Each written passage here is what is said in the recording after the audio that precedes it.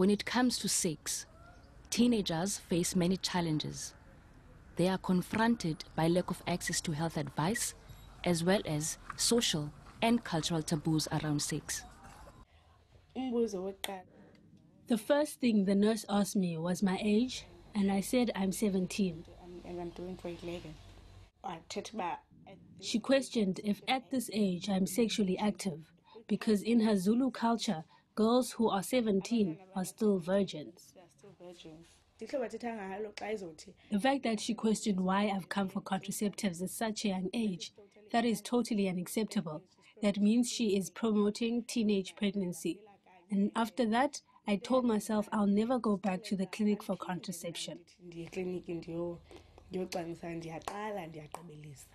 The new Western Cape Minister of Health is aware of the problems after receiving numerous complaints. She agrees that things need to change. The provisions within the Family Planning Act, it does state that from 12 years onwards, any person can come for contraceptive. It is a responsibility of every health worker to understand in terms of how they're supposed to conduct themselves, in terms of their attitude. It appears that many clinic staff still hold traditional views and are not trained in how to deal with young people becoming sexually active. As this 13-year-old that comes in, I need to shift not to be a mother at the clinic, but to be a health worker and to give the service that I've been, I've empowered to have. Because as a nurse, you go through a training. You need to apply your training to your workplace. Public clinics. Firstly, the nurses are rude. They do not know how to address people. I understand the service wasn't on point, like it was slow. At 10 o'clock, they all took a tea break, and then we had to sit for a long time and wait for them to come back. Many young men have similar experiences in public clinics. I was there for to heal an STI. So my experience there was a very, it was a nightmare for me.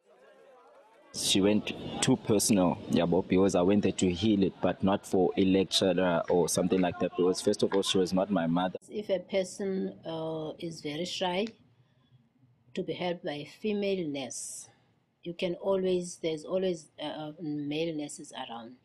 Although parents have experienced having children, today many are ignorant of their daughters' and sons' needs and the pressures they face. These things weren't communicated to us when we were growing up. It is difficult for us to be able to talk to our children about contraception.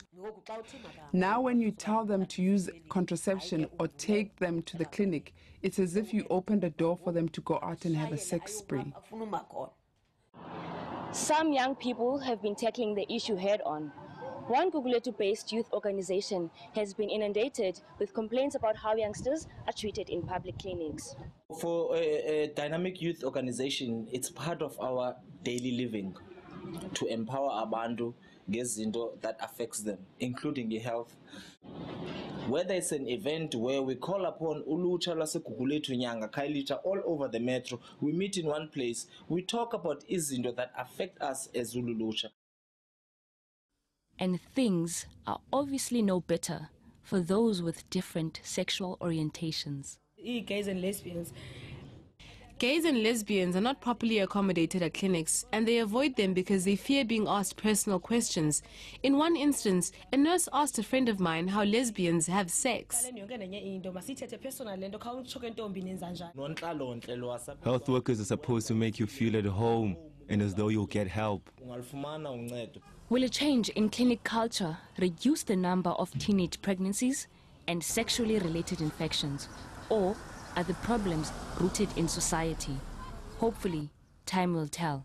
Simamkele Matunduta, Cape Town.